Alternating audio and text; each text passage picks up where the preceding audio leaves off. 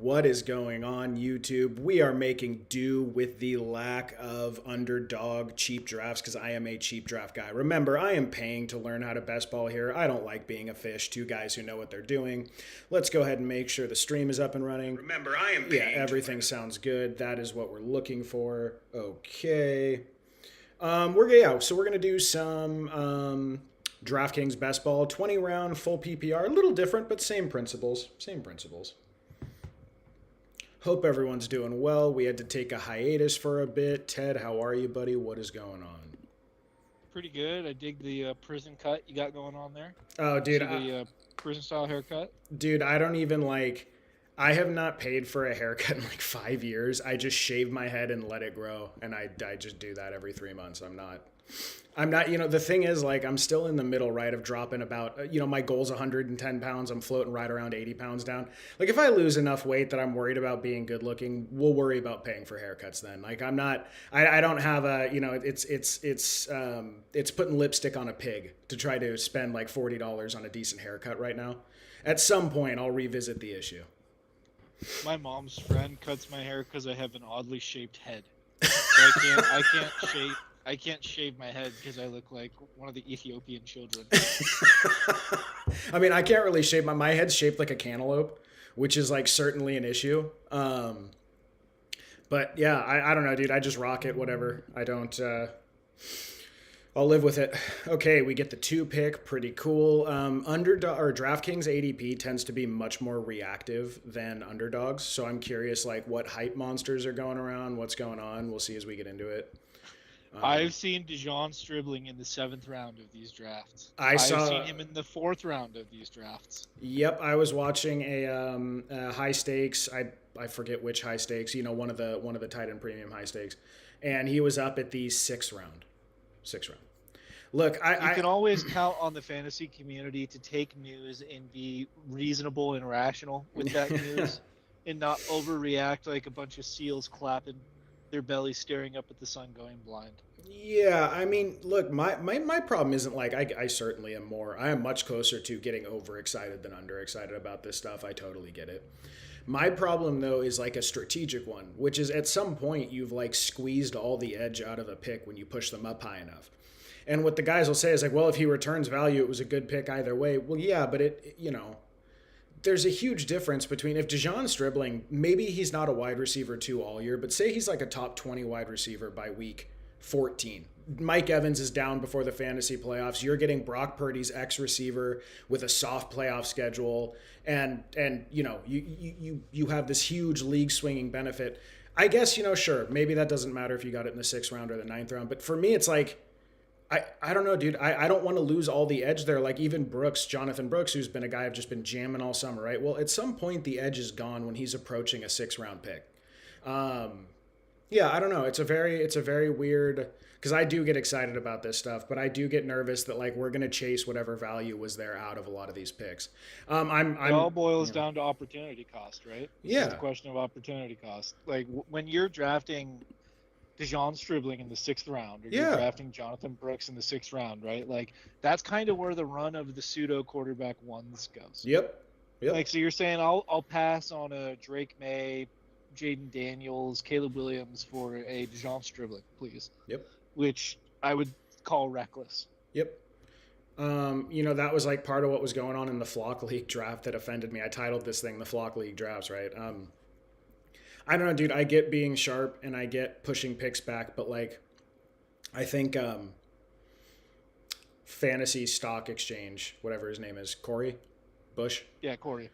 Like taking Michael Pittman, like over, a Caleb Williams or something, to me is like such a bizarre. If I recall correctly, he made that pick at the 6-7 turn, and I'm like, dude, what are we doing here? Before DK Metcalf too. Like if you're gonna place a bet on a Steelers receiver, like I feel like you should pick DK Metcalf, but then you're also drafting like these guys that are just.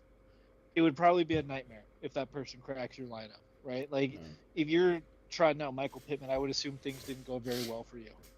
On a weekly basis. In a full PPR managed league, not best ball, I would rather roster Chris Godwin or Stephon Diggs as my 4th wide receiver than Oh, of course. than Yeah. DK Metcalf or Pittman, because like DK, I worry, even though I guess he's your fourth wide receiver, right? It's a little different because you just sort of, when he spikes, you have a great week. When he doesn't, you have three other receivers to cover him. Like, I think that's, like we're going to have our free Tendies double flex leagues, right? So I do understand that pick, but I would so much rather, like, guys that I think are live, especially in full PPR, like their format is, for like what, 6 to 8 targets a week, and maybe have the upside to like become the preferred receiver in their place, which I don't know if either of them will, but I think they could between Godwin and Diggs.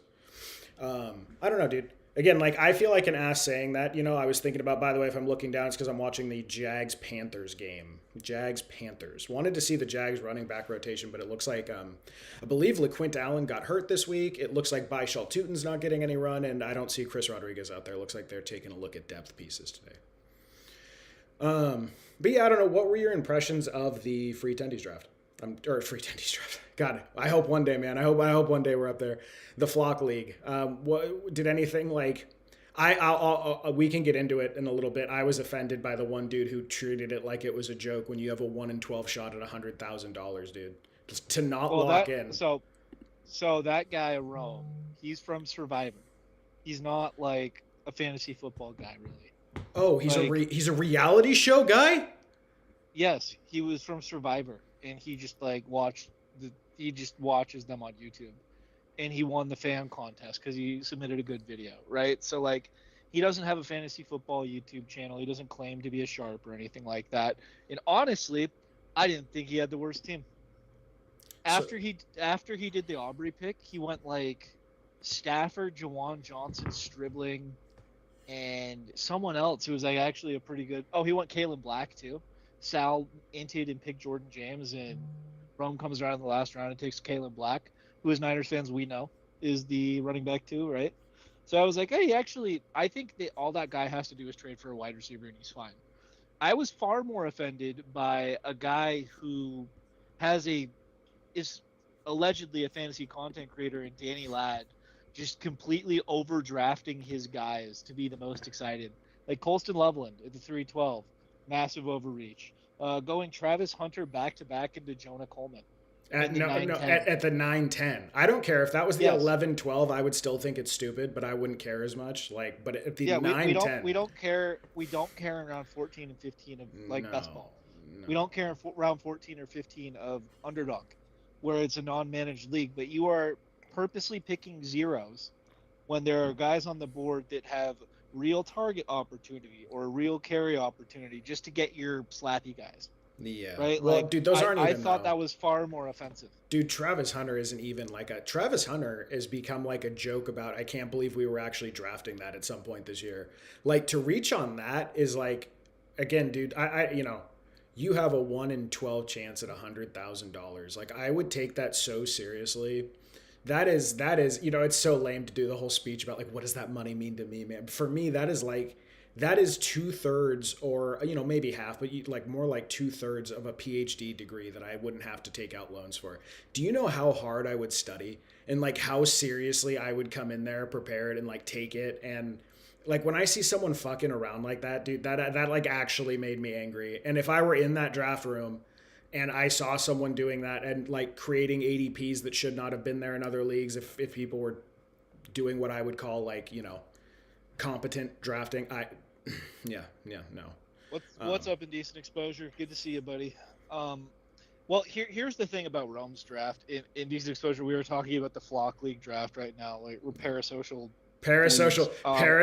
nobodies. That's exactly what it is. Did I choke a Bijan AJ Brown start in BJM just now? BBM just now potentially. Tell us how you follow it up. That's fantastic. Yeah, it's a good first 2 rounds. I don't know how you. Tell me you follow it up with like a Olave or a Neighbors or a Rice. You're good to go. Oh my God, Jeremiah Love in the 4th round. Good God. That's pretty crazy. Yeah.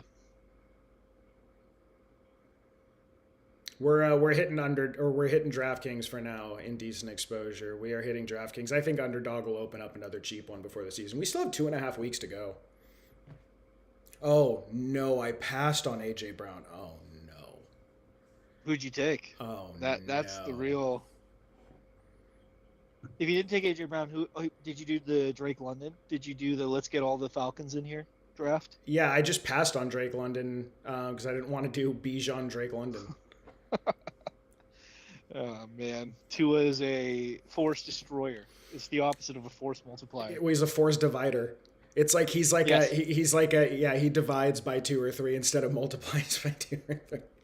Uh, there was a discussion about do you think if they could go back in time, the Bengals would undo the Panay? So, and it's funny, I got in a debate on Twitter about that with Dave Richard when it was going down. About do offensive tackles or wide receivers force multiply an offense more in the NFL? Because the Bengals could have taken Panay Sewell or Jamar Chase. And I saw people relitigating that debate on Twitter recently. I'm curious, what do you think they would do if they could go back? Do you think the Bengals would take Jamar Chase or Panay Sewell? Okay, so you went Bijan, Olave in the second round, then Pickens in the third round. I think that's fine. I don't think you choked that. I Yeah. do like to see some Carson Beck in the portfolio. That's one of my fun little round 18 picks. Okay, Get Carson Beck in there. we're gonna take a fall on Tedero McMillan all the way down to the turn here. Bijan Robinson, Nico Collins, Rasheed Rice, Tedero McMillan, and then we still get David Montgomery on the way back, or do I want the big swing on Byshal Tootin? Ted, your I don't know how call. big. Your I don't. call. I would take Monty. I don't know how big of a swing by Shaltut it actually is. All right. Yeah, Monty it is. Okay, wait. Read off. Okay, that was his start. He went, dude. If I came away with Bijan or Gibbs and Olave Pickens, I would be so stoked. I would be so excited. I don't know. I think that's fine. I'm less in on the Olave business than you, but it's not like an offensive pick. You're not taking Cade Klubnik in the second round, which someone actually did in one of the drafts I was in. Yeah, to You me, had Josh Allen at the 1-2, and then Cade Klubnik in the second round. I actually use that as an example in the draft guide about like balancing floor with ceiling. Like Olave should have a really nice high floor because of his target volume, especially for the first 8 weeks or 9 weeks. And then if you throw a Pickens in there who's gonna like boom for you and put weeks away, I think that's a pretty good pairing. Like would I want like a Pickens and a Neighbors who, I think Neighbors could be a little slow to get going. Probably not. No. Well, I guess to circle back to the Survivor guys, Flock League draft, yeah, like when he got DeAndre Swift at the 411, which I thought was the best value on the board yeah, at the time, and then he got Travis Etienne at the 5-2 after Sal had taken yeah. I don't have a problem with any of Bird, that. Yeah, Evans and Terry. yeah, Which I mean, he could have gone Bird in there, but I think that like he got good value on all his running backs. yeah. Like so, I get it. In double flex, you can start them all, right? Like obviously, he went like Cortland Sutton, wide receiver 1 or something, which is embarrassing. Yep. But he could easily just turn around and trade one of those wide receivers or trade one of those running backs. Like if I were him, I'd try and shop Jeremiah Love. That's Yeah, someone will pay up for that. yeah. I just probably wouldn't have put myself in that spot, but I think it's fine. Again, I guess it's just that part of it I'm not offended by, even though I do think that's overkill at running back. If you want a robust running back start, and like that's a genuine robust start, meaning you fill out your flexes with running back too. I just think it's a little bit silly to do that when you spend your first and second pick and it's a top 2 first pick on running back, because at that point you've gotten enough of a positional edge that like I would rather get an edge at wide receiver around the running backs, but that's a subjective thing. That's not like offensive. I don't know, dude. I thought he reached on Cortland Sutton. I thought taking Aubrey in round 9 is ridiculous. That's a ridiculous thing to do. Wandale over Godwin. Yeah. Wandale over Godwin when you desperately need wide receiver scores. Yeah, I mean, to me, I would take Wandale and Godwin over Sutton in full PPR. Like, I actually would do that. I would take KC Concepcion over Sutton in full PPR. I think Stribling and Sutton are close enough, but he did get Stribling, which I get. That part's not the offensive part. It's just like the kicker in round 9. And then that stuff swings the rosters around you, dude, where like other people now have a different chance at 100 grand. And it's weird for me to be like offended on behalf of other people's 100 grand. If I were in that room, I would have been fucking annoyed. Well, I mean, at least you didn't do something silly like take Parker Washington at the 5-1. Like this guy at the front. We will see. We will see. Apparently, how silly BTJ that had a is. great week of practice. Yeah. Yep. Uh, Oh, wait, hold on. I gotta pull up the chat again. Didn't miss anything.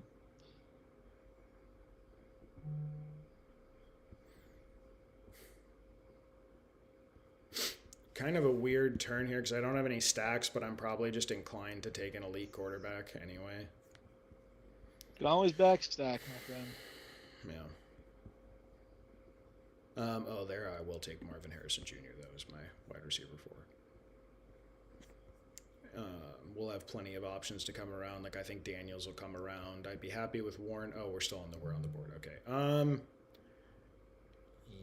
Yeah, we'll do Daniels. Try to get Stephon Diggs on the next come around.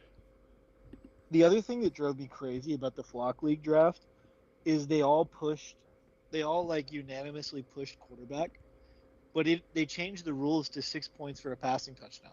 Yeah. And I was like, oh man, like I'm surprised you guys aren't taking elite quarterback. You're pulling up Michael Pittman instead or Quentin Johnston. Well, yeah, 6 point per passing touchdown. The thing about that is it does produce way more viable quarterbacks, like a far high. Like in 6 point per passing touchdown, I would take Jared Goff every single time. Or like Baker Mayfield, who I think could throw for 40. He threw for 42 the last time he had a good offensive coordinator. For me, that would be like an automatic way push quarterback. Joe Burrow is obviously the most interesting guy in that format because, of what he can do. Yeah, I like look. It's not like a big, and it's really I'm the jackass for it, dude. These are like a bunch of guys who just based on their content alone, because it's all getting big enough, like they're probably all going to be millionaires from fantasy. So like I'm sitting here looking at a bunch of people who have achieved a 7-figure net worth in fantasy football, and I'm going, you guys do not meet my high standards of fantasy football. That's a very asinine thing for me to think. Like I'm probably the one being silly. I just did not think. I thought there was like 3 or 4 good drafts, and I thought the rest of them were pretty bad. I think Davis and Jinxie will do pretty well this year. I like Sal. I like Mason. I like Avery. I thought those were the ones. I was pulling for Zach. All he had to do was not take Bucky Irving. He had my favorite first 3 rounds. Yes. Yep. There goes Diggs. I think it's about the right price for him. Yeah, above DK Metcalf in PPR. That makes sense. See, like for me, I would have actually been okay with Survivor Dude's draft. If he went Godwin into Diggs at the 6-7 turn, I would have been totally fine with that. There's the Stribling poll, 8-2. Yeah. I get it, dude. I get it. I think people are forgetting what Mike Evans is as a receiver. That's okay if that's why you're really in on Stribling, because you think Mike Evans misses at least 4 to 6 games this year and he's not going to be the same guy and he's not going to be a volume threat anymore. If that's what you think, you should be drafting Stribling that high. That's not what I think. So, well, I think Stribling's gonna. My guess is he'll be starting. Yes. Yep. He's gonna be in 2 wide receiver sets. Would be my. Yep, I think so. Thought.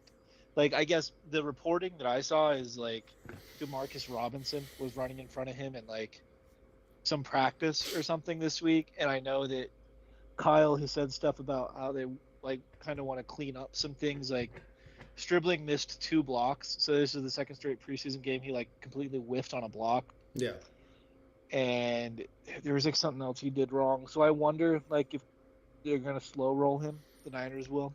Just because that's kind of like their move of rookies. To me, he looks ready, and Kalen Black looks ready. If like Christian McCaffrey goes down for any reason, I'm actually kind of stoked on our couple of the Niners draft picks. It was a class I did not feel great about when they drafted it, but yes, like both of them. I think that dude with the biblical name, Ephraim's Prysock. Ephesians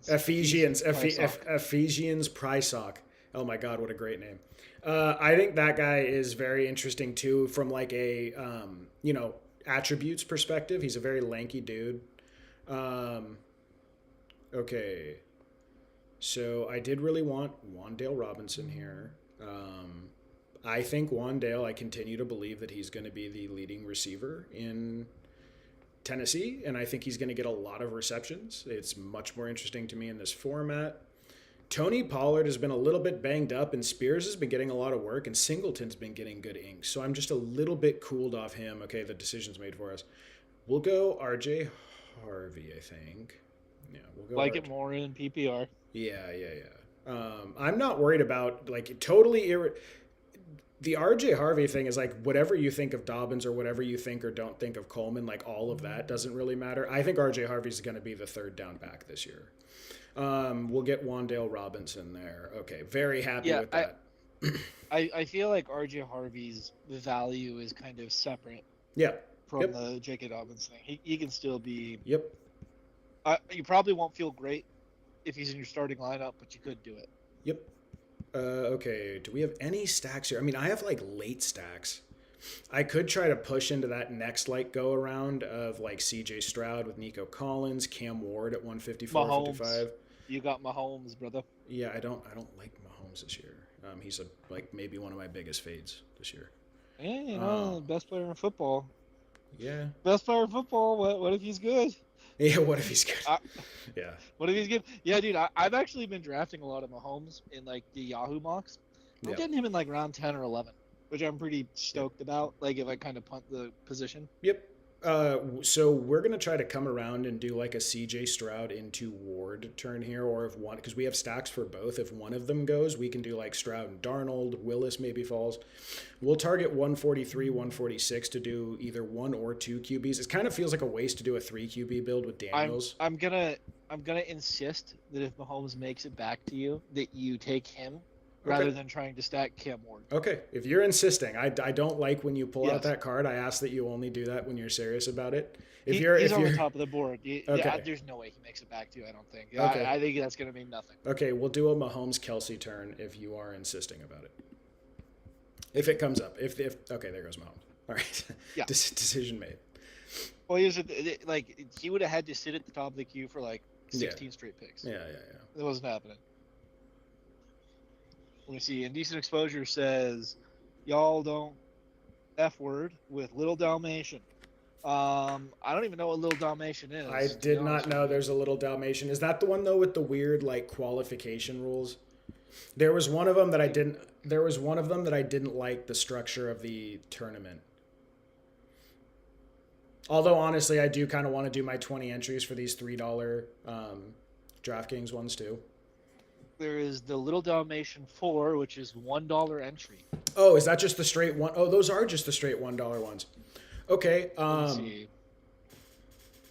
Oh, 3 out of 12. Okay. Actually, that's pretty good. Maybe I should. Oh, I actually didn't see that open. Okay. Tomorrow night we'll do a few Little Dalmatians. Well, I'm just waiting for the Fluffy Hernandez fight that I'm getting my bonus $50 of credits in my underdog account, which I will then immediately use on 2 BBM entries. There you go. Honestly, you should do the 2 and then you can do 2 more and get 1 for free. So you could get the first 2 would be free. You pay for 2 and you get a third, so you get 3 free ones. Dude, you should do that too, man. Just put $5 on Fluffy. It won't last probably 75% filled. God damn it. Well, there's also the Dalmatian 2 is $101. Okay, so I will say, despite our debates about him all year, Chuba Hubbard this low does feel like borderline offensive to me. I think that is too cheap for Chuba Hubbard.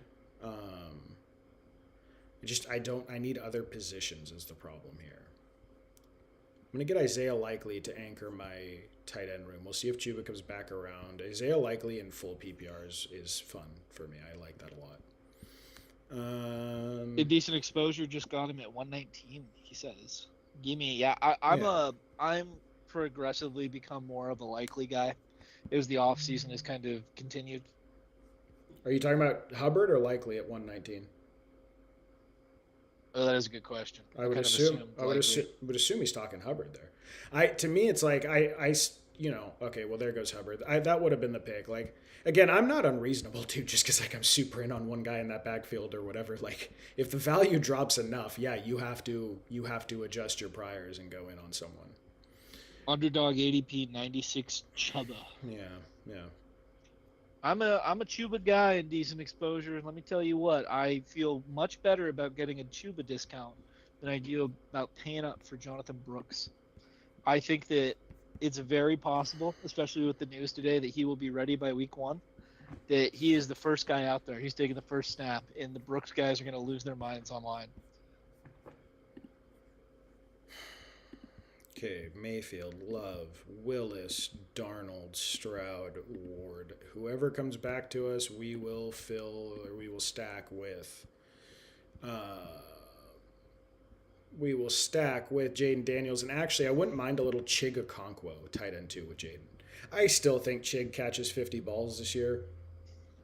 I know that that is like becoming an increasingly hot take in the fantasy community. He's caught 50 balls a year in absolute scum, just surrounded by the worst possible scenarios. You know, and now he gets the best quarterback of his life, the best offensive scheme of his life. He does, in fact, play a position that's independent from Diggs and Terry to a degree. It's a different position. He's going to be on the field with them. I am not fading Chig in best ball. For redraft, I think he's probably dead. But yeah, I kind of view Baker Mayfield and Jordan Love as the last of the Mohicans for the redraft that I think is worth quarterback twoing if you're going to do that. yeah, yeah, yep. Yeah, Baker's one of my favorites at cost, dude. I love the Goff. Goff is like my big one, but Baker's my favorite at cost. Brooks scored, so hopefully the ADP gap continues, says in decent exposure. I hope so too. I think the community's only going to move one way on that backfield. We were talking about this before. I've been a Brooks guy, but like I think I got a 22% roughly position at like around pick 100. I have some like picks that I made in the late 80s or early 90s, but most of it's been between 105 and 110 this summer. But if your opinion about Brooks is that he's not an NFL caliber player, he's suffered two ACLs. He's played 30 carries or whatever. He's had one season of 30 carries over the last 4 years. That's it. If you think that, it does not matter if he gets the first shot or not. Chuba's going to take his job back once he's ready to go. So like if that's the case, if that's your read on it, I think Chuba's like sort of a must draft for you at this point. For me, I just felt more like if they're both fully healthy, I think Brooks is probably the more talented player that splits the rushing work and takes the receiving work. So at that point, like I prefer Brooks like 1-to-1.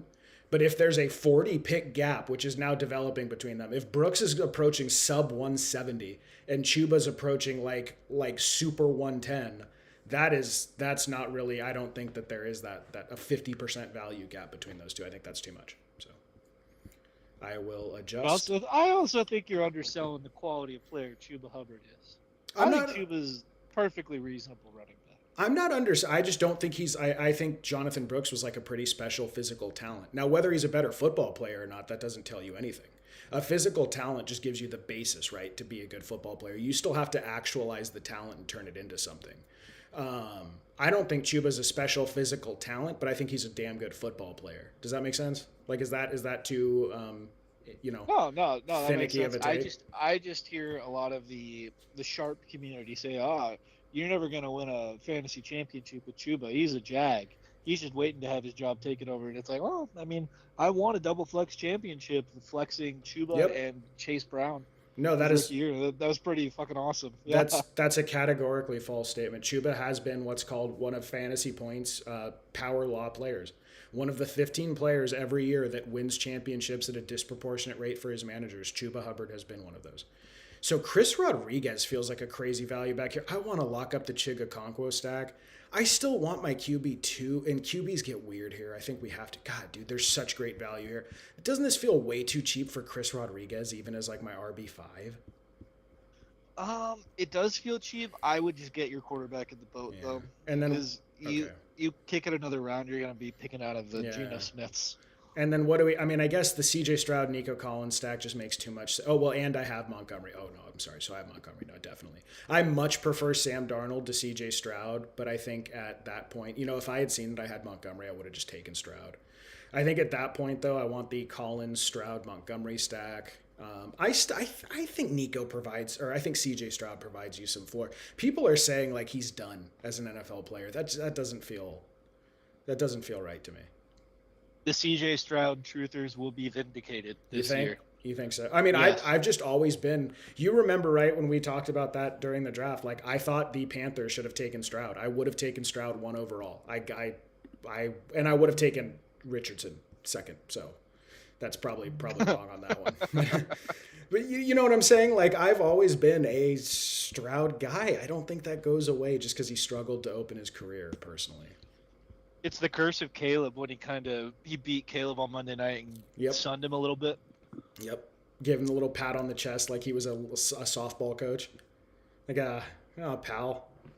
You'll make it one day, kid. Yep, that's exactly what he did. That's exactly what he did to him. Yep.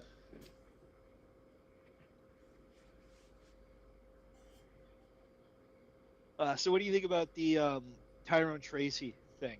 Still in on him. Obviously, not Najee 2 yards per carry Harris is now signed to the Giants, and allegedly, I think RotoWire put this out.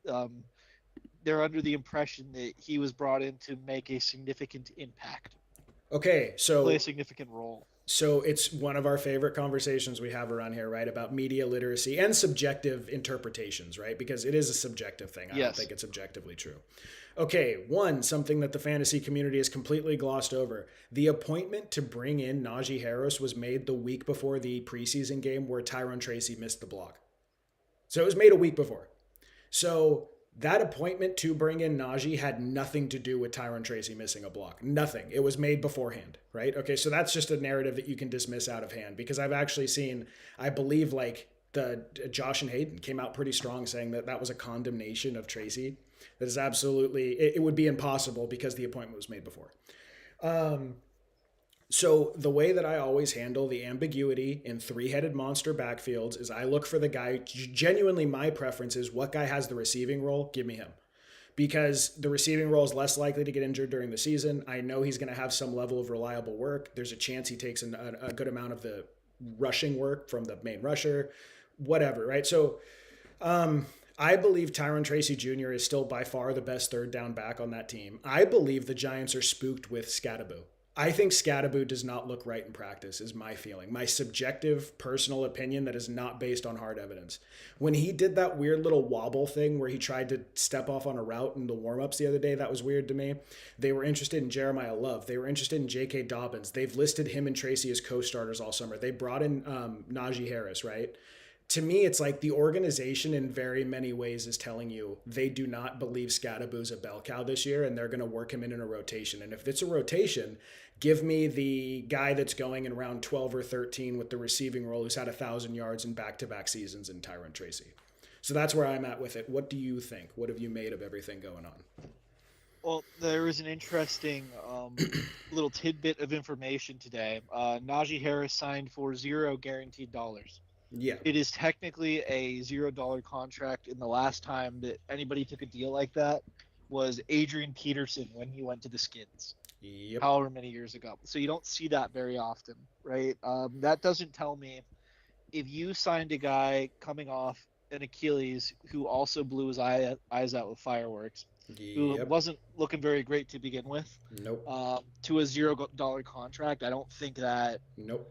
I would be shocked if the significant, I guess, time that he's going to see is actually significant, right? Yep. Like Najee Harris could take 5 snaps, and the coaching staff could be like, "Well, that was significant."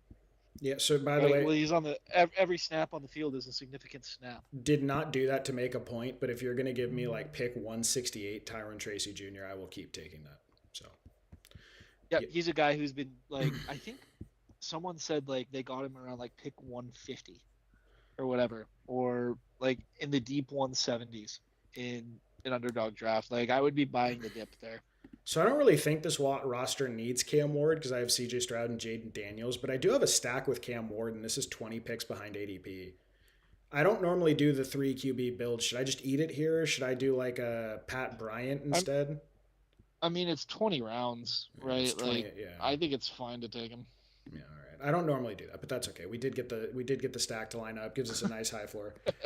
What do What you do you mean? mean? What you just said makes Najee sound invincible. Yeah, Yeah. he's going to be out there with an eye patch like Dan Crenshaw, getting Yeah. on the goal line, falling forward for 1 yard to just destroy all of the Cam Scadaboo rosters. Najee Harris played middle linebacker at Antioch. He split my brother's shoulder his senior year.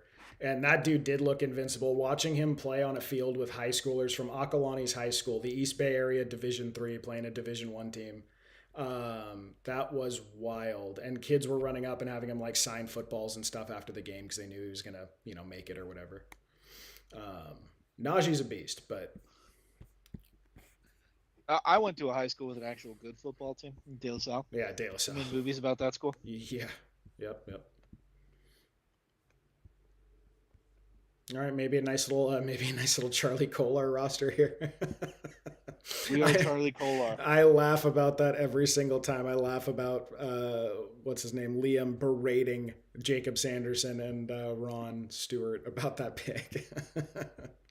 Well, it's looking worse and worse for Oronde Gadsden. Oh yeah, dude. It's not looking Yeah, great. yeah, man. I look. I think it's a joke right up, and it's like the girl that your girlfriend joke, or it's like the guy that your girlfriend jokes about, like and though it's a joke right up until it's not a joke. That if you break up, that's going to be the dude who's doing whatever with her afterward. It's like that with Charlie Kolar. I see that again, Liam's pushing it really hard on Twitter. That what is the difference between Charlie Kolar and Jackson Hawes or Jackson Dawes, whatever the Bills tight end 3. I don't know, dude. Charlie Kolar was a legitimate prospect coming out of college. He can handle everything in the rushing and passing game and play action game that they ask of him. I think that's like one of those picks that looks really funny unless things break a certain way, and then it's not so funny. Then he's getting like real volume. I don't know. And it's again not going to be on my redraft radar, but it certainly is for best ball. We'll see how late it goes. I think it's just like a tight end room I'm not interested in if it's not going to be Gadsden. It's a perfectly reasonable. Unfortunately, it's a perfectly reasonable approach. No, it's not unfortunate. It's very rational to be that way. Dude, Gadsden was so exciting last year. He was fun. I actually think jokes aside, I actually think Gadsden's a good football player. I don't know. Coaches want you to be able to block. Yep. Okay, so somehow receivers are already pretty skimpy down here, and I wanted to add like a few of them with the 20 round. I definitely will take Omar Cooper Jr. at 191. Feels about the right price for him. But dude, Jeremy Bernard is right there. Yeah, I mean, Zachariah Branch is another one. Do I want to pull up Zachariah Branch? Okay, so we'll take Omar Cooper Jr. Again, I felt so good about. I have. If you're gonna pull up Zachariah Branch, you might as well just draft Jeremy Bernard. You're getting 2 as number 3 target. Oh God, I didn't even think about that. Yeah, but he's like the short yardage guy. I don't know. And there's Ted Hurst, but I like to save Ted Hurst for one. You know what? If we're gonna do weird, obscure rookies, probably can do Antonio Williams. The only thing is he might be there on the comeback.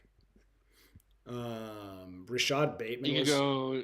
You could go Jerry Jeudy and hope for a trade. Yeah. Hope he's the guy who goes to Houston. Rashad Bateman was arrested on domestic violence today, so that's an interesting thing for Jacoby. Kate Otten still with his undisclosed injury. You know what we'll do? We'll do tight end 3 Gunnar Helm with our Cam Ward stack. I actually like that. And then Josh Norris is smiling somewhere at this selection. Yeah, I like Gunnar Helm. Looks like a pretty fundamentally sound player. He's not like particularly special in any way, but it gives us another stack with Ward. And then we'll hope that Antonio Williams, who by the way has actually looked pretty good in camp. I've seen some pretty sick clips of him like shaking dudes off the line. As we know with Dontavian Wicks, shaking dudes off the line is not necessarily a prerequisite to playing good football. We've been watching clips of Dontavian Wicks shaking dudes out of their shoes for years, and it has not amounted to any extra playing time. But I don't know, maybe this year. You know what? Xavier Hutchinson, is that like a weird? I mean, we're talking about round 19 when we come around. Xavier Hutchinson with CJ Stroud, maybe. I guess if you have CJ Stroud and you want to chase stacks, I think it's a pretty easy. You just take the boring veterans in Jeudy and Ridley if you actually want best available. But yeah. If they come around, I certainly will. Maybe a little Ricky Pearsall just for team morale, just to let him know. You're gonna regret not drafting more Jeremy Bernard, dude. I will boil a pair of homeless people's underwear and eat it on stream if it turns out that Jeremy Bernard was the skeleton key to $100,000 back here. Dude, he's just DeJohn Stribling in a much worse situation. There was I say that because there's a homeless guy who's been showering in the park where I take my walks in the lovely Arcata, California, in Humboldt County, and he occasionally leaves his underwear there for a couple days to dry out in the sun, then comes back and gets it. Oh, Interesting. yeah, it's an interesting move. No one picks it up or cleans it, obviously. Why would you? So there's like just kids playing at the playground next to that. It's really California's fascinating in many ways. I'm writing an article for 49ers Hub tonight about Kalon Black being the clear handcuff to McCaffrey. I stand by that. I believe that is correct. I co-sign that opinion. I mean, You're in agreement. you and I have just been drafting that all summer like that's the case. I haven't drafted a single Jordan James share. Yeah, I don't know why. I don't know where the idea that it was Jordan James came from. Actually, it seems very strange that that was like such a sentiment in the fantasy community. I know that Liam was a big Jordan James guy. I believe the ship chasing guys were like Pat Curran and the Sam Monson, the guy who won last year. I believe they were pretty big on Jordan James for like a period. I know Liam's drafted a lot of Jordan James. He thought that was for sure the handcuff, and I never thought. I was like, dude, I don't. Well, because he does these ones a lot, right? He's won two of these large field DraftKings, so like he drafts in the 18th or 19th and 20th round a lot because he does it more than underdog. I never thought that was the right move. Well, I started playing chess in order to dominate Liam in every facet of his life that he enjoys. So first, I'm coming for his best ball chain. Then I'm coming for his chess playing game. I'm a 400 elo, which for those of you who don't know, that's like a borderline mentally disabled level of elo. I'm really No. bad. Oh no. Yeah. Well, I'm getting better, but now, so I got to 400, and now I'm like kind of scared to start playing again because I don't want to just get slapped around. nice. Which, Okay. dude, that happens a lot. So we lose Xavier Hutchinson somehow here. Who knew that Xavier Hutchinson had hitters out here? Um, Jeremy Bernard still available. Walked into the bathroom. At the park. I played tennis at. Dude, balls deep, showering in the sink. Yeah, man, that's always a good. Okay, so we are going to take the Antonio Williams stack with Jaden Daniels. Clearly they're number three, but he's a good slot receiver and he's shifty. Like I wouldn't be surprised if Antonio Williams randomly breaks one out. Fernando Mendoza being around this late actually makes me feel kind of silly for taking Cam Ward. Like probably could have taken. I mean, not even probably. Mendoza here's a much better value. I have six running backs. I don't like going seven, but Jadon Blue feels like a pretty good price here. I mean, we just made fun of it. We could go Jeremy Bernard. Rashad Bateman, I want to wait and see. Like, does he get suspended and then lose his gig? I'm gonna insist you put Jeremy Bernard in the queue. Uh, uh, Come on, man. Come on. okay. All right. All right. We'll do it. There's a contested battle between Jeremy Bernard and Pat Fryermuth for the inside looks inside the Steelers passing game. Not scared LMC. Luke McCaffrey. Oh, God. I'll do that last round. I will do that very last round if he's there because I kind of want to stack receiver here. The build, I mean, I guess I should go with another running back, but I actually feel pretty good about like I have Bijan, Montgomery, Harvey, White stacked with Jaden, and then I have Tyron Tracy Jr. RB5. So this probably should be a running back, but the running backs are going to be so gross when I get there. I like throwing the three rookies on top of Wandale, Marvin Harrison Jr., Rashee Rice, Collins, and McMillan feels pretty good to me. Very happy with QB and tight end. So I guess we'll just see. God, Luke McCaffrey. That's sort of an interesting shout this late. Najee Harris. We could go with a Najee Harris. Oh, it's so bad, man. I have no interest in that. I don't think Najee does anything worthwhile except maybe steal some goal line touches from Scadaboo. But Scadaboo's so good on the goal line. Like I don't know why they would do that. What about the clear handcuff to Chase Brown and Samaje Perine?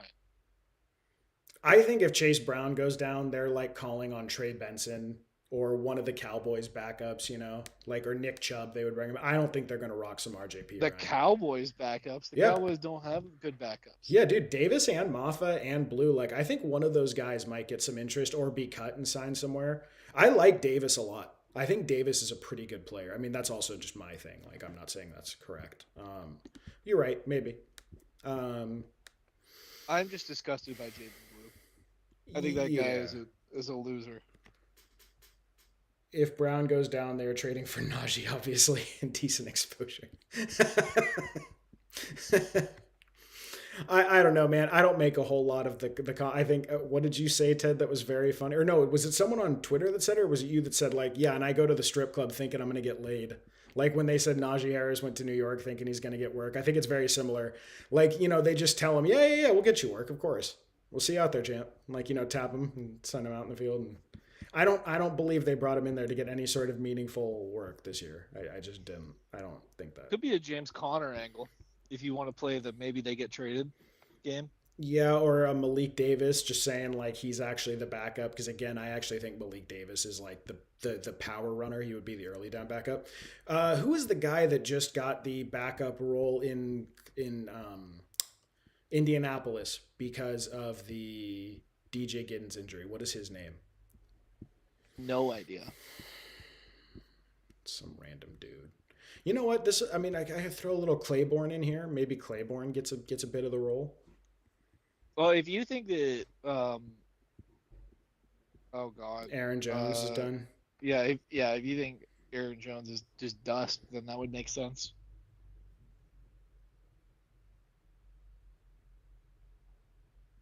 Why am I getting a question mark in decent exposure? What did I do? You promised him you'd take Luke McCaffrey. Oh. All right. Get Luke McCaffrey in there. All right. Would that make you little Jaden stack? Would that make you happy and decent? No. Oh no. Why is he saying no? What's going on? Najee? Asking if it's Seth MC. I don't know what's going on. Seth McGrath, I think. Oh. Yep, that's the Colts guy.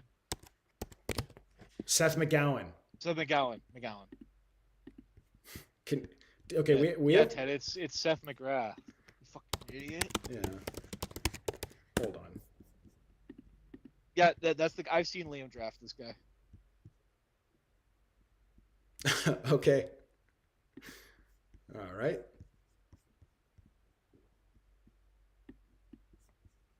I still think Luke McCaffrey would be funny. Nope. We are going to go with a very elegant last pick in Seth McGowan. I don't know, dude. Why not?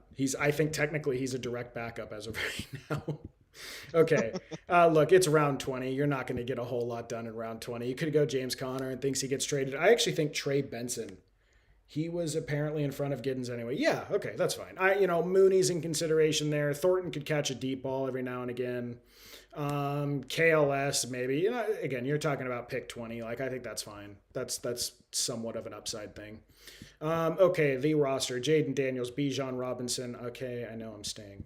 Jaden Daniels, Bijan Robinson, Montgomery, Collins, Rashi Rice, Teteroa, McMillan, Likely, Marvin Harrison Jr., Harvey, Robinson, White, Okonkwo, C.J. Stroud, Tyron Tracy Jr., Cam Ward, Cooper Jr., Gunnar Helm, Williams, Bernard, McGowan. All right, Ted, I know these are a slog, dude. Do you feel like busting out one more, or do you have things to do? It's totally up to you. We could do one more. One of our favorite Twitter accounts, Frank Amarante. Oh, I am not a fan of that guy. Okay, what did he say? The most disrespected RB in fantasy football. You know who it is? The most disrespected RB in fantasy football. I'm going to guess based on who he's been in on all year. It is Ashton Genty. Aaron Jones could still give you a couple of usable weeks. We're taking to round out your RB room. So I'm going to insist that when you see Aaron Jones in this next draft that you queue him up. There's a contingent of Aaron Jones. Aaron Jones has hitters out here. There's a contingent of people who, the little tidbit of information you gave me about the team saying, like, kind of giving him a stinky offer and expecting him to just leave. Yep. And then him taking less money freaked me out. Maybe I just need to not take what you say so seriously and draft Aaron Jones. You're welcome to. I certainly don't speak with authority. I did not hear them say that. I've seen it said in more than one of the high stakes drafts I'm watching where they're saying, and again, some people, believe that those guys make up having any sort of actual insight into like the inner workings of teams. I know that like Scott Barrett, based on the work he's been doing with Ryan Pagnetti is plugged in with like the Browns and the Yales and the Harvard's data scientists that pioneered the advanced analytics revolution in Philadelphia, and they're all throughout front offices. And Ryan Pagnetti started using fantasy points data to evaluate their players because it was so good. He brought their data into the front office, and now he and Scott Barrett have had a continued relationship for the last couple of years. And apparently, based on how they behave on stream, I don't know if he's making this up or not, but if he's making it up, if Ryan Pagnetti's making it up, he would be banned from NFL front office work, so I don't think he is. Apparently, they have some sort of level of relationship where they have an exchange of information that Scott Barrett cannot disclose to people. So, like, I wonder if those guys, and Scott Barrett obviously employed Theo Greminger for years. So Theo Greminger has been getting on podcasts saying, like, I have good sources at this front office and this front office and this front office, and I'm avoiding this guy because of it. And it just depends on how seriously you take that. You can write it all off as bullshit. Maybe they're all bullshitting. Or maybe when you get into the six figures of buy-ins in fantasy football, you do have some level of outsized like access. I really don't know. Yeah, he said that they have it on good authority that the Vikings did not expect Aaron Jones to come back this year. And that when they gave him that contract, they were surprised he signed it. So like, I saw Theo Greminger get extremely upset at a commenter on his YouTube channel that called his team crap. He got upset about kind of did that. Oh, he's like, well, yeah, I'll see you in Vegas because you're going to be drafted there, right? Like he kind of tried to flex on him. It made me think less of Theo Greminger. Yeah, well, he's very elitist, with his stuff.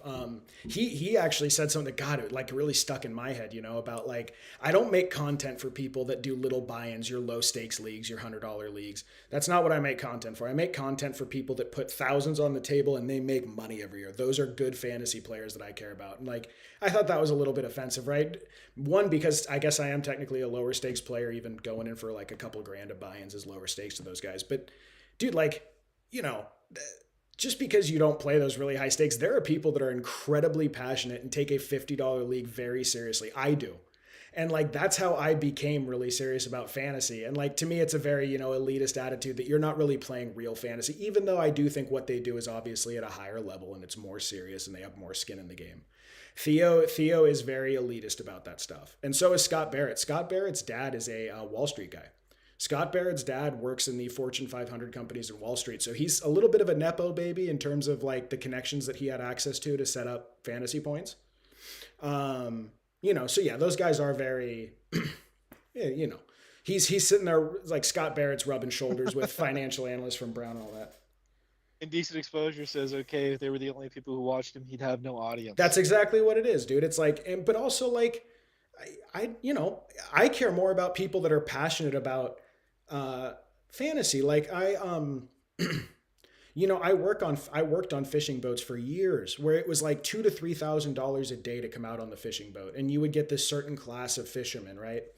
And they're out there catching tuna and salmon and whatever. You're 10, 15 miles out in the ocean. You're doing this 12-hour day. It's a really hardcore kind of fishing.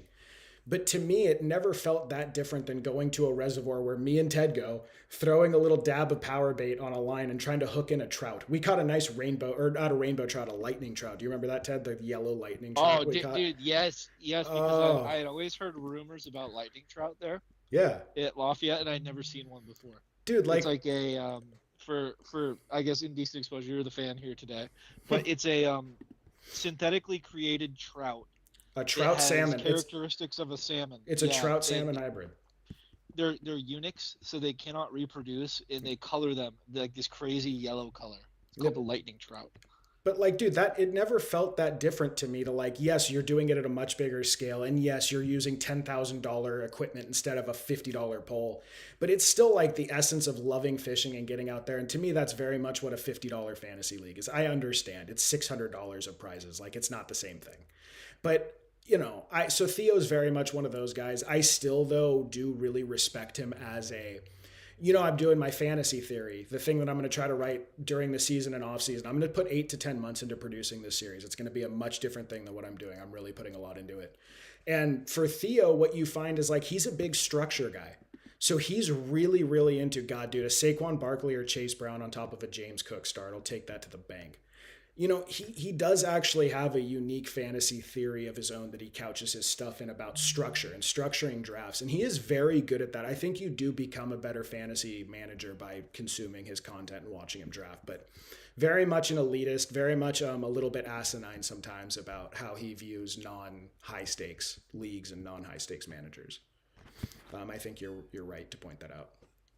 Fire start, by the way. James Cook, Chase Brown. Oh my PPR was god. very good. Oh my God, dude. So I'm going to start adjusting my rankings because of the Chargers' offensive line injuries, and then both their guards look terrible. So they might only have one good lineman after thinking they were going to have 3 to 4 this season. If that happens, what I'm going to do is drop a Marion Hampton out of RB6, move Saquon Barkley up to RB6. And I probably still prefer Hampton to Genty, but it's a lot closer than it was. And then Chase Brown's right in there. But Saquon Barkley is going to sneak into my preferred running back behind James Cook here if the things continue the way they are. Matt Stafford. All right. Well, you would join me, and because Saquon has always been my RB6. Yeah. Well, that's where he's gonna. He's been there the entire time. That's where he may end up for me. So it might be like if towards the back of the snake, if I don't get James Cook, it might be a Saquon pick. A lot of people I've seen are dropping Genty now too. I think Mike Washington is scaring them. Yeah. Okay. Okay. I don't know what to say about that. I mean, I think Mike Washington gets 8 touches a game probably.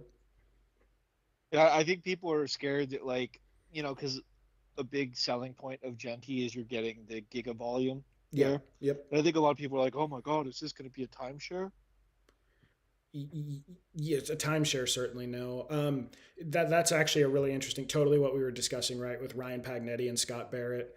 Apparently, there is a contingent in the advanced analytics community, and Ryan Pagnetti's among them, and he was actually in the Raiders front office last year. He was involved in the play designing for the Raiders with the so he was apparently livid. Apparently, there was a skirmish that broke out, or like a civil war that broke out in the Raiders front office community, because you never take a running back that high in the draft. If you do, it violates every advanced analytic presupposition and philosophy there is. So he was really angry about that pick. Apparently, there are some that are convinced that Ashton Genty is actually one of the least efficient and like worst running backs in football, which I always wonder, what do you do with that, right? When a metric says a guy's that bad, when my eyes tell me he's clearly not. Like, he's running over dudes. Whenever he got a yard of contact or yard of space before contact, he was one of the best runners in the NFL. That's not what my eyes told me. But apparently there are a contingent of people that are convinced that Ashton Genty is actually just Trent Richardson, and that the bottom falls out of the boat this year and we see it. I don't believe that, but it's very interesting that that's a conversation that's raging in the advanced analytics community right now. Yeah, well, the advanced analytics community will come and tell you that Geno Smith is a top 10 quarterback, or that Josh Downs is a secret, like, superstar. So they get stuff wrong all the time. Yeah. My eyes, I get annoyed when, that's like one of my favorite sayings about when you use a ruler to measure a table, you also use the table to measure a ruler. So it's like your metrics can be wrong when your metrics are only as good as how you apply them. And sometimes you can sort of mess around with how you apply those things, and it says more about the metric being bad than it does about the thing you're applying them to being bad. And I don't know, but so there are a group of people that are convinced this is Trent Richardson. Scott Barrett calls him Trent Richardson 2.0. Dude, I just saw too much. I saw that guy have defenders bounce off this dude like a bowling ball while he broke off like 40-yard plays. I thought his breakaway speed was pretty good, not amazing, but I thought he looked like he had it last year. I don't know. I'm not that worried about it, but apparently there are people who are. Drake London down to the 3rd round. Oh no. Yep, the 2. Dude, I'll buy that dip. I'm not totally out there. I'm still taking Drake London over Nico Collins. It's close. It's very close for me. So Jeremiah Love feels like a pretty good value here. What am I at? Pick 34.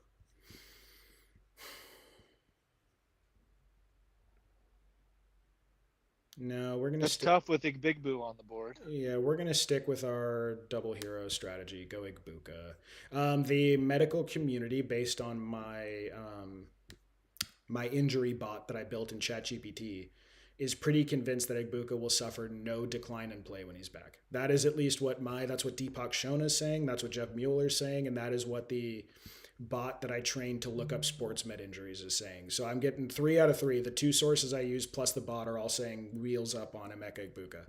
If it's good enough for the medical community and if it's good enough for the medical literature, it's good enough for me. However, I Is will. it good enough for you to draft Emeka Egbuka over Chris Olave though? That's the real No, question. no, and I was doing that before. No, I'm not doing that. However, I will take Jordan Love in the 4th round. By the way, that is too much. Jeremiah Love. Jordan Jeremiah Love Love. would be a bit of a reach. I will take Jeremiah Love in the 4th round. How do you feel about? You're just kind of out on Jeremiah, huh? Like that's kind of it for you. No, that's not true. Like mid third round is about where I'll take Jeremiah Love. So there in the early 4th, it's like yeah, like if this were redraft, I would probably do that. You know. For redraft, like just kind of a little snippet of my rankings is right after Trey McBride.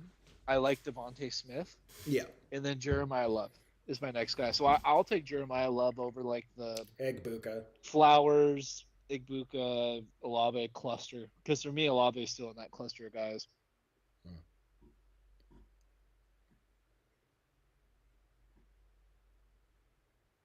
Also roster dependent too. I don't want to be going out there with Jeremiah Love RB1. I much No. prefer him as an RB2 or 3.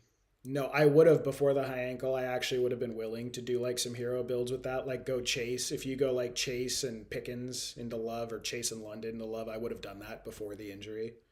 Probably not doing that now. Travis Hunter. Okay, cool. So we do have a guy who's just fucking around. That's interesting. All right. Oh, big news! Big news! Klay Thompson to the Miami Heat. Oh my god, dude. Do you know how many OnlyFans chicks he's gonna be doing whatever with down there?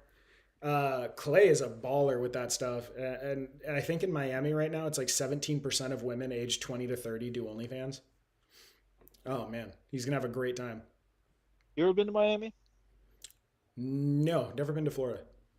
I've been a couple of times. It's actually pretty cool. Well, Cool down there. you don't have to share, but if you want to, why'd you go to Miami or why'd you go to Florida, Ted? You can decline to answer. Well, You're welcome. when I was 15, I played in a soccer tournament down there. Okay, all right, yeah, yeah. Florida is it's on my bucket list because of the fishing thing. Josh Jacobs in the 5th. Oh God. He's not going to catch any passes. Therefore, we can't draft him in PPR. Oh God. See, like when that happens, though, dude, what is the point of me finishing this draft? I mean, I wouldn't have gone. I would prefer Tootin or Montgomery over Scatterbo, but that's curtains, dude. Brees Hall, Bucky Irving, Rice, JSN Bowers. Good lord.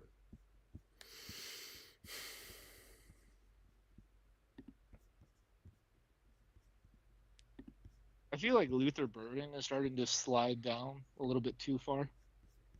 Yeah, I still prefer Mike Evans and Terry McLaurin, but I mean, I don't get a lot of Burden Oh yeah, exposure. yeah, of course. But like I'm just saying, like I've seen Luther Burden mid to end of the 5th round in Yahoo rooms, Yeah. depending on the sample of guys you have. Yeah, what I've been doing is loading up on Mike Evans at this price range because like he's so much cheaper here than on Yup. Underdog.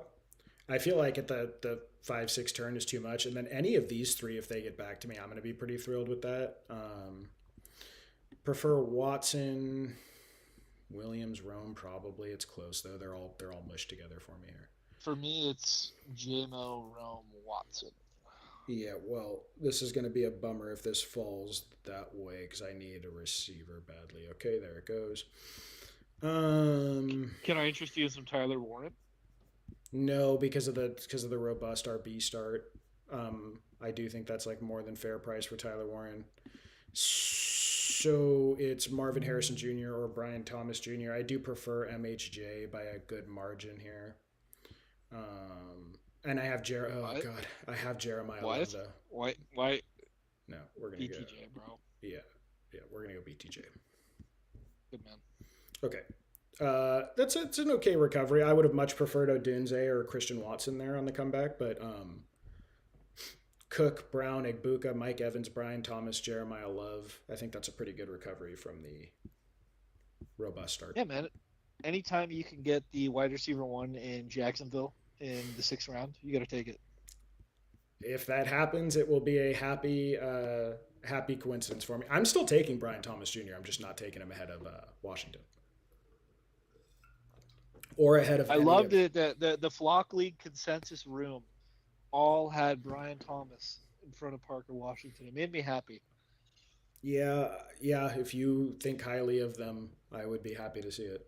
I'm just happy there's other people that are not being tricked by the industry plant. Yeah, yeah. Okay, that looks like the Packers are about to kick off to the Broncos. Some fantasy relevant guys in there I want to see, particularly if the Packers come out with their starting receivers, which it sounds like they are in the process of converting into more three wide receiver sets. Like that's how they want to run their offense more is out of 11. So Be honest, we know who you're watching in the Denver Green Bay game. We know we Coleman. know who you're watching for. Hey Yep. man, if Sean Payton lets him play, Sean said he's seen enough from him. He keeps pulling him early. I'd Well, I mean, like to see him actually play. well, preseason. I think that if your guys are playing a lot in preseason, it's not a great sign for your team. Yeah, we'll see, man. Um, I think the funniest, or not even the funniest, I think there's a real pathway to just both of us winning out there, and that the very real pathway is just if RJ Harvey is as bad as the film watching community says he is, it might just be like RJ Harvey loses his gig. I don't think that's what happens, but there are many within the film watching community that are convinced that's a trash football player. I don't know. He looked fine to me last year, but there are people who hate RJ Harvey. Like He has really terrible vision. His yeah, vision is awful. like in a sincere way, there are people who hate him. Okay, so we get a Drake May, Jaden Daniels slide here, and Caleb Williams was on the board at pick 80. We will go ahead and take that and cash it. I like Tucker Craft a lot though too, and I like Hurts and Prescott. They can't all possibly go here. Let's see what this board looks like when we come around. Yeah, if you like that cluster of quarterbacks, I would take Tucker Craft and just grab whichever one comes back to you. Yeah, but this is Jaden Daniels so late. No, I think that's got to be Jaden for me. Well, Tucker Craft goes anyway, so Okay. decision made for you. Yeah, and I don't have any stacks there. Yep. Good lord. It's too far, man.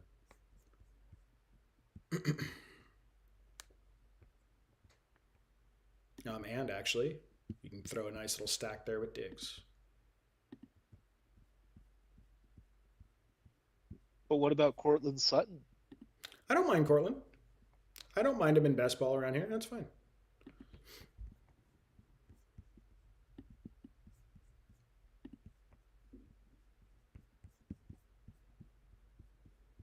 Yeah, that'll. I'll be happy with that if we can get Diggs to come back. Oh, Oh, I Christian. think Cade Klubnik is starting today. Oh no! Please don't tell me Christian Watson's already injured. Oh no! Oh my God! No, no! He fumbled the ball. Oh, thank Christ! I was like, dude, there's no way that Christian Watson just went down before we taken a snap. One Uh, catch, one fumble is pretty bad. yeah, well, it was like a nice chunk play, but yes, it was bad. Actually, it was a bad fumble. Okay, You and Debro are just gonna be down in the dumps uh, if Christian Watson stinks again. yes, I would. That'll be a sad day for me for sure, for sure. Okay, when are we picking again? Like 108, 101.6, 111. So we probably have to go at 111 to take Baker if we want him there. I do have Mike Evans though, so if Purdy comes back, I much prefer that than reaching up on Baker. Do we have any other stacks here? No. Okay, we'll see who's there when we come back around.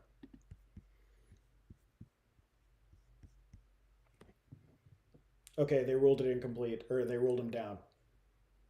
Okay, pre-snap motion, Christian Watson. He's the cheater motion guy. You know the Niners like cheater motion thing?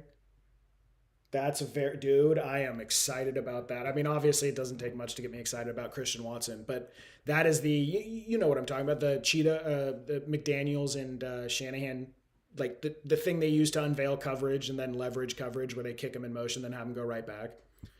That is very bullish for me with old C Watt.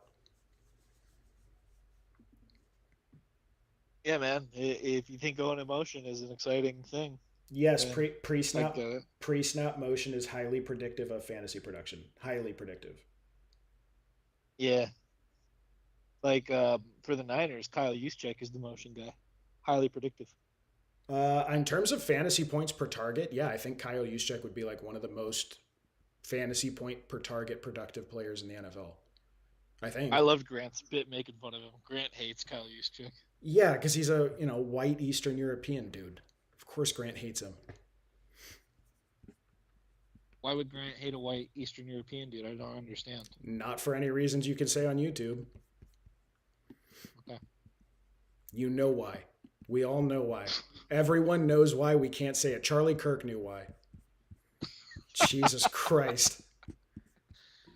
This channel's getting flagged. I know. I know. I know. That's why you just don't say it. You say it, but you don't say it. Okay, Wandale. Shout Very out good price. Probopass. Yeah. Okay, Wandale Robinson. I just took him though. I would actually pull Casey Concepcion up.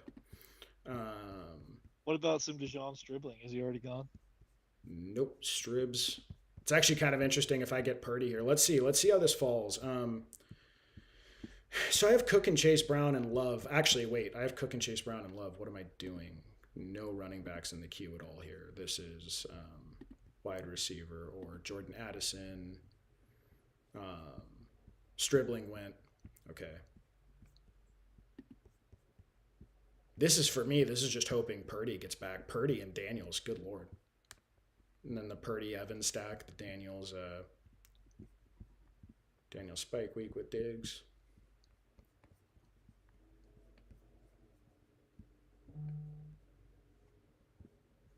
Indecent Exposure was pretty adamant about Addison the other day. I don't know why I don't like Addison. He's right. He scores a lot of touchdowns. It's because he is attached to Kyler Murray and or nine. Ooh, great play by Matthew Golden. Dude, let's go. Let's go with a bunch of Packers. Okay, we are going to go Brock Purdy there. Remove Baker Mayfield. Let's go with a bunch of Packers looking good, dude. The Packers are guys I want to be drafting this year, so that makes me very happy to see. Yeah, well, Jordan Love is my most drafted quarterback in underdog right now. Highest I, I exposure. I think that's a good move, dude. I think that is a good move. I really do.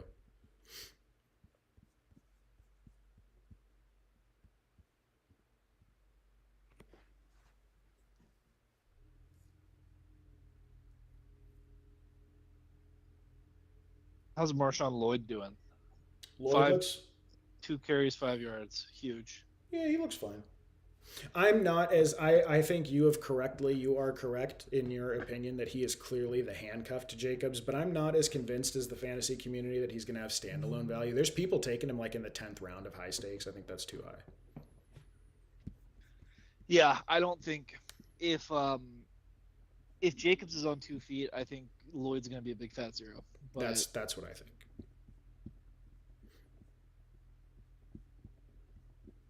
he needs a lot less things to happen to return some fantasy value versus say a Jonah Coleman.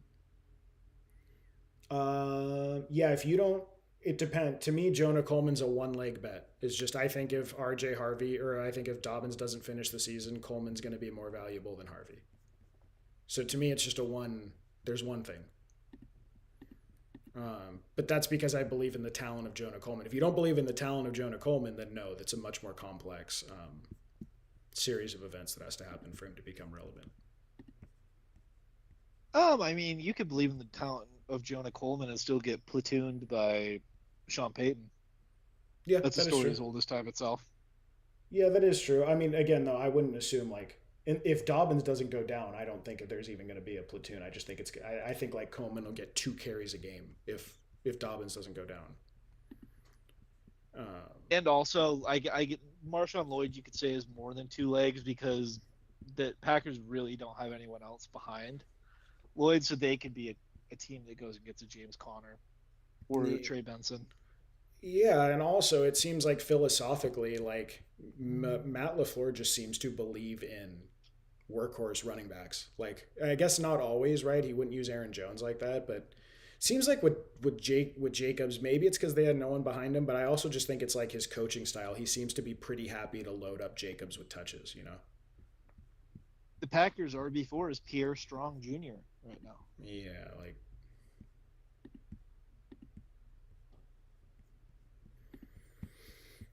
okay, let's see what the board likes to do. I actually feel great. I think we recovered from our start. I feel great about quarterback. I'm not touching it for the rest of the draft.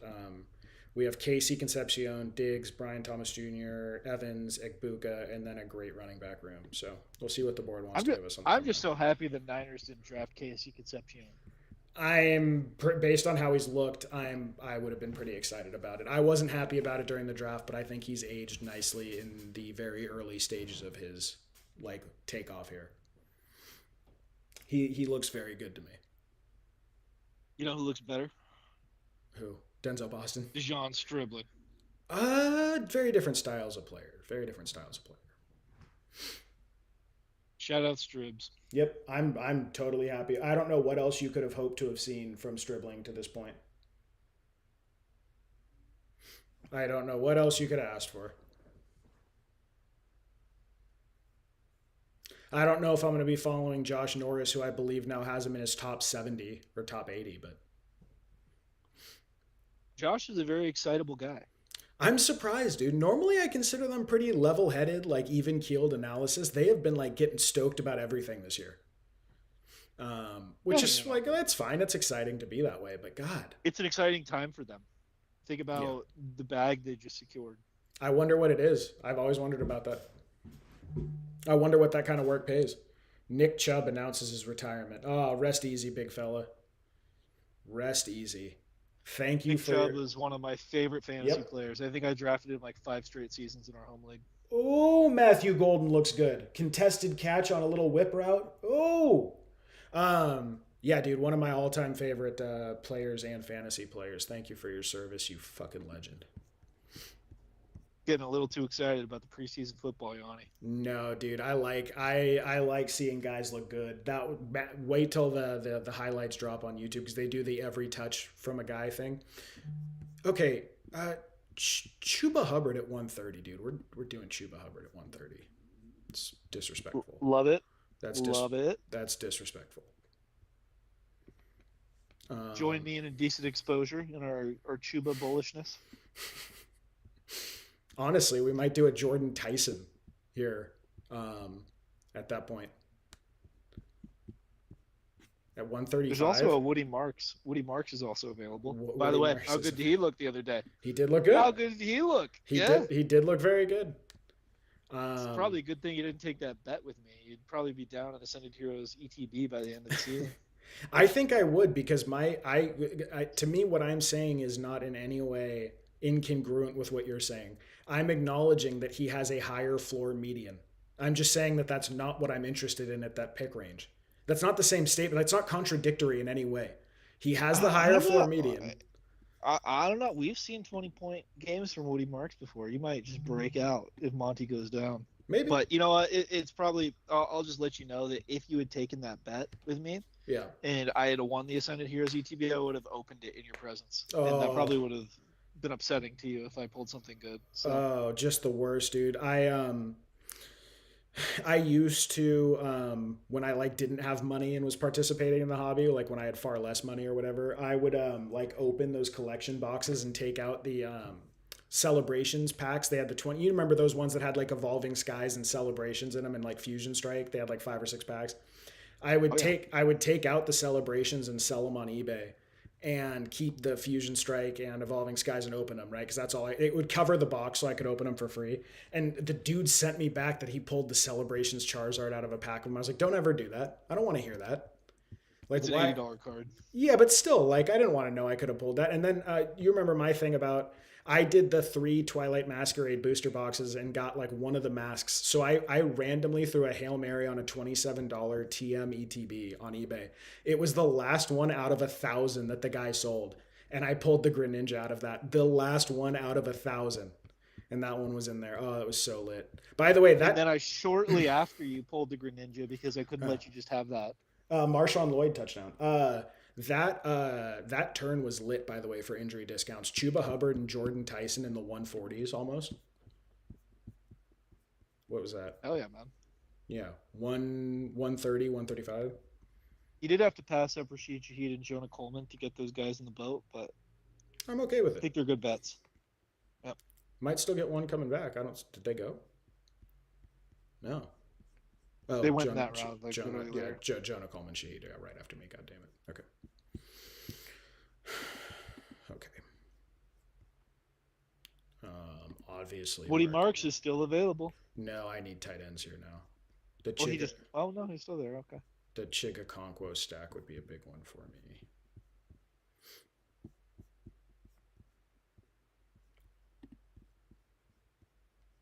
I'm kind of out on Henry. I could just reach on Ferguson at that point. Oh, Chig goes. Oh.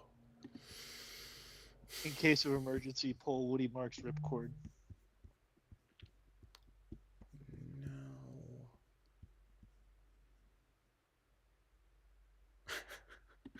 You could have had Ferguson in 4 picks. Yeah, well, I'm probably going to double up at tight end. No, because I can do 2 tight ends later. I wanted to make sure I got Ferguson. That was probably a reach, but they're going quickly. I would take Woody Marks if he comes back here. You could have had them both. Now you're rolling the dice. But you know what? There is a Jalen McMillan available, which is one of my favorite players to click. Yeah, I don't mind Jalen McMillan. I'm actually thinking more like Spiky here. Jalen McMillan could have spike weeks. He just Yeah. returned to practice today. Yeah. I don't dislike Jalen McMillan. Woody Marks goes. You got cooked. Yeah. Yeah, I probably could have waited on Ferg. I panicked a little bit.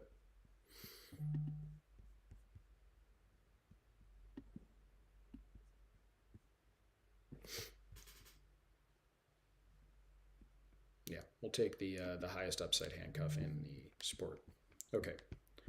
Tank Bigsby RB5. That's strange to call Tank Bigsby the highest upside handcuff in the sport when Mike Washington is literally right there. Yeah, maybe. Okay, we are in hunting for a tight end realm. I will even do a tight end 3 Kenyon Sadiq with this build. I think Dalton Schultz is kind of interesting now with Sadly Higgins going down. Yep. Can't believe it, but yes, I would assume that. Do you remember how good he was in Dallas? Dalton Schultz was a beast in Dallas as a tight end. Do you remember the most wild fantasy call I've ever had that came home was that Dalton Schultz will outscore Kyle Pitts in year 2 of Kyle Pitts' career after his breakout? Or was it year 3? Maybe it was year 2, and Dalton Schultz went to the Texans and outscored Kyle Pitts. It's like it was like two retards fighting. But yeah, yep. Yes, He's easy. 2 developmentally delayed gentlemen. Sorry, YouTube. I don't know if that word. I don't become a word you can't say anymore. I don't know. I know it's not politically correct. I don't know. I don't know if it's like banned. I know that you're not supposed to say it though. I remember my ex-girlfriend. I think I said retarded or whatever, and she's like, "Can you please not say that word?" And I said no. Yeah. Did not take that very well. Yeah. That'll. Yeah. I mean, I can't entering into the mental health profession. That word is not in my vocabulary personally, but it means something. It means something different. That's the thing, right? You're to a developmental, yes, exactly. disabled person and say that word. Yeah, it's like something you say to your friend when yes. they do something like drop Parker Washington in the mid-5th round. That is the Tom Segura joke about that. He's like, we never went around and went, look at that guy. That's like the whole. Yeah, that's absolutely true. Shout out Tom taking Ozempic and divorcing his wife. I don't know if he took Ozempic, dude. That might have been a real one. That might have been a real weight loss. Tom Segura definitely took Ozempic. You think? Yes. Dude, it is so annoying being someone who's grinded out 80 pounds of weight loss just to have everyone look at me and go, oh, look at you, Ozempic guy. No, I did the old school thing, dude. Ozempic seems like it has some side effects that are pretty risky. I'm not doing that, but everyone assumes I did. Yeah, the GLP-1s are kind of like this new market of drugs that I think you're kind of the lab rat for if you are getting in on that. You absolutely are the lab rat for it. So even though I wanted to double tap tight end here, Zach Charbonnet 20 picks behind ADP. Feels like a pick I'll just go ahead and make. Yep. Okay, we're gonna do that. Hopefully AJ Barner comes back. That's a crazy price. That is. I've gotten some really nice falls here on Hubbard, Tyson, and Charbonnet, and those are all guys that if they come around could come around in a really big way. I like this roster a lot. This might be the one. Yeah. Yep. Oh, Cortland Sutton injured, holding his gut. No, he's fine. What do you think of? Have you heard the discussion around Bo Nix being healthy or not? Like, did you hear like Sean Payton said some weird stuff about that? Like, I think Well, he's 100%. It there was something was along those there lines. was some off season chatter about it. I haven't heard anything recently, but like basically, Bo Nix has had that ankle problem for a long period of his career. No. He has the same doctor he's familiar with who performed the surgery on his ankle. Okay. He's done multiple procedures on his ankle. Okay. So a lot of the, I guess, preseason talk or off-season talk was, well, is he going to be ready? This is like a habitual issue. Is he going to have the same mobility? I've kind of just been assuming Bo Nix comes back and is even better than he was last year, Okay. which maybe is stupid of me, but that's how I'm treating it. Dude, I was super on Bo Nix. QB8 his first year, QB11 his second year. Like, I think Bo Nix is a really good player to start this year, but obviously, like, if he's not healthy, that has to factor in, you know? The issue with Bo Nix is he is the archetype of player, kind of like a Jordan Love or a Caleb Williams, that will get into these weird rough patches where, like, do you Just remember that dead. game last year against the Raiders on Monday Night Football? That was like Yep. the most painful thing to watch in the world. Yep. Like he'll just have games like that, and then he'll go on a tear for like a month straight and look great. So it's tough in it's tough in redraft kind of to know when to start him. Yep. But Yep. in rooms like these where it's not managed, I'm happy to tack a Bo Nix on there. Yeah, I mean, in redraft, like, I had him in my top 12 for a while. I think I bumped him down to 13 in the most recent rankings. I don't know. Hard to say. I feel I've pretty good been, about him. dude. There is a nice pocket of quarterbacks between round 10 and 11, Yeah. depending on how you Yeah. Yeah. feel Yeah. about them. Like I know that you are not a Mahomes or Stafford guy. No. I decidedly am this year, Yeah. and I am excited to draft those fellas if I can. Yeah, but for me, there's like Goff and Baker, right? So like I still have guys at that price range that I'm happy with. I just like different guys there. And Knicks. Knicks is oftentimes going that far back too. Yeah, like it's that pocket. Like Bo Nix is usually there, Mahomes is usually there, Stafford is usually there, and then like a round later you can get Baker and or Love. All right, so RJ Harvey's been the starter tonight, which obviously they're not going to have Dobbins in, so he's working ahead of Coleman so far.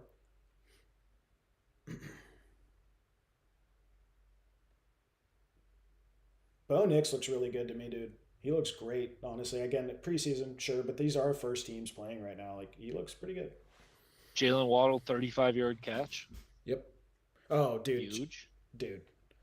And shame on indecent exposure saying Garrett Wilson over Jalen Waddle. How dare you, sir? In this house, we are Jalen Waddle guys. One of the only things Danny Ladd did right in his draft, take Jalen Waddle at the 4-1. I don't have a problem with pulling Loveland up. Like I wouldn't do it, but I don't like hate him for it. And I think the Waddle pick was fine. I just don't like doing that. Following up Justin Jefferson and Genty, who are two of the riskiest first round picks you could make. I thought that was a bad process. 18% Knicks and BBM says indecent exposure. I definitely have less Knicks bags than that, but it's not on purpose. And he has 26% Baker. Yep. For me, we're talking about redraft for mostly ID, but yeah, for me in redraft, it is once I get past Purdy, it's Goff, Knicks, Baker in that order. I'm totally Uh, I'm totally comfortable rolling Goff, Knicks, or Baker. You know, as a QB let me zero. check my quarterback exposures. I got 30% Caleb. I got 23% Jordan Love, 18% Josh Allen, Yeah. and then Jacoby Brissett sneaks his way into my top five with 16%. Don't feel great about that. Okay, so we're gonna do Kenyon Sadiq in the 200s as our tight end three. I don't mind that.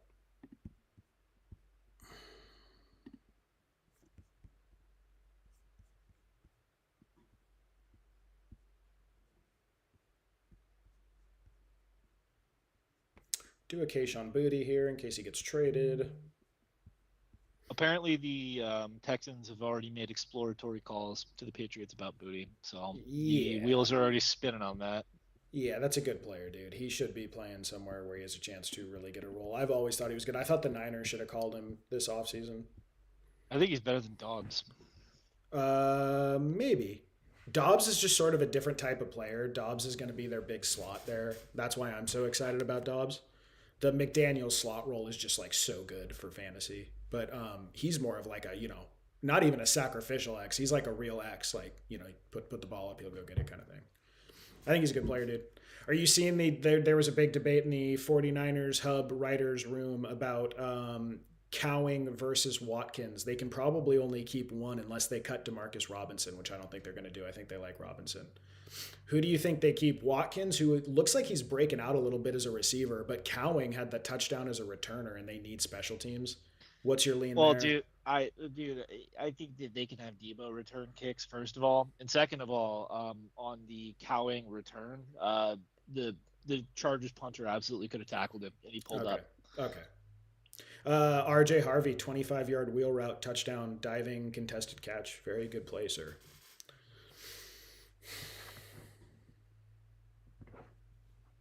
I just can't get excited about preseason football. It's like watching the WNBA. Can't do it. Did you see? I mean, not many people pay attention to the WNBA, The but green dildo. Yes, I saw the green dildo yes, hit the court. Oh my god. yes. I every time that happens, someone does the George Bush 9/11 memes with "Sir, another dildo's hit the court." Yeah. Yep. Dude, they wanted the national media attention they felt they deserved. They're getting national media attention. Part of that means that there's. Did you see the video of the dude escaping like it was the Zapruder film? He was running away like he just shot the president. And the I security tried didn't to know if stop. that was him. I Oh didn't know my if that was god. actually him Oh that yeah, did yeah, it. yeah. He was making a break for it. It was like he had the backpack on and everything, dude. I love the mentality of someone who goes in there to do that. He spends his $6.75 on his WNBA ticket. He goes, you know what? Well, dude, I'm doing well this. the other day when I was on Underdog trying to find a wager, I was gonna bet my Angel Reese unders, but she played her best game of her career, so I'm kind of happy I didn't. Hey man, I think Fluffy takes down RoboCop tomorrow. I think you're gonna be rolling around in it there. Yep, $5.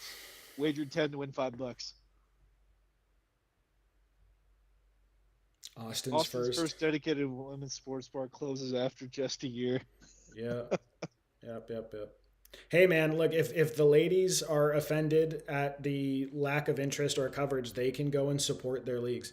There's absolutely nothing stopping women from it's like the Bill Burr bit, right? About like who's your top five WNBA players of all time? Who do you have as the best point guard ever? Who's your dream starting five? They don't have those discussions because they just don't care that much. Like they don't need to bother men about caring. Women's boxing is very, very good right now. There's Alicia Bumgartner. There's Clarissa Shields. There's a lot of like pretty good female boxers that are really entertaining. There's the girl that Amanda Serrano that Jake promotes, who's very, very good. Amanda Serrano's had a couple of fantastic fights. Women's boxing's excellent. I'll totally watch women's boxing because it's a good product. Like I have no issue, but they have to give me a good product to watch. If they don't, I don't care. Did Antonio Williams make it back? He did with our Jaden Stack again. Get another round 19 Antonio Williams, hopefully.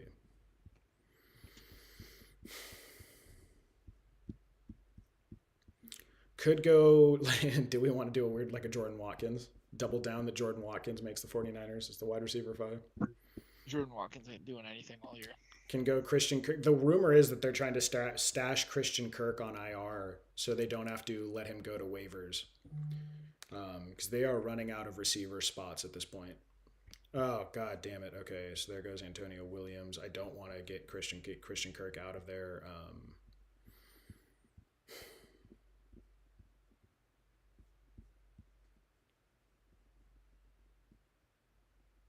Troy Franklin. Okay. Sure. He was good last year. More catches than Cortland Sutton. Yeah, I have been sprinkling him a little bit. I like Kirk back here. Like if I thought he was going to make the roster, I mean Bateman's probably going to get suspended for his DV issues. I like Darnell Mooney. I could have taken him there. It's just so bad once you're this deep. You know Why what? aren't people drafting Claiborne anymore? Oh, Gunnar Helm. That's interesting. Yeah, we'll do a Gunnar Helm or Darren Waller tight end four. I rarely do a tight end four build, but this is like 35 picks behind ADP for Gunnar Helm. I will do that if it comes down to it. Yeah, that's what we'll do.